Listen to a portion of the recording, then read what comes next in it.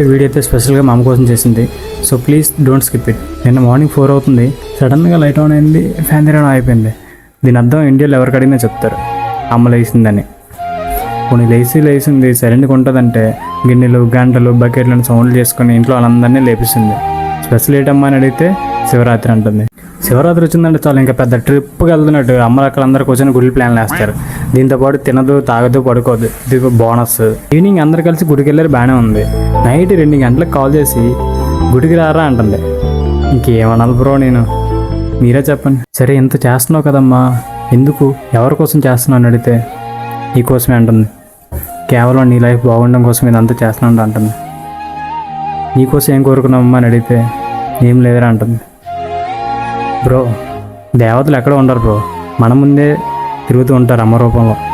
మనకు అది తెలియక మన గుళ్ళు చుట్టూ వెళ్తాం, కానీ మన ముందే ఉన్నారు బ్రో. లోకానికి కనిపించని దేవుడికి రూపాలు ఎన్నో ఉన్నాయి, కానీ ఈ ప్రపంచానికి కనిపించే దైవానికి మాత్రం ఒకే ఒక్క రూపం ఉంది, అదే అమ్మ. అమ్మ జాగ్రత్తగా చూసుకున్నారా? God bless you.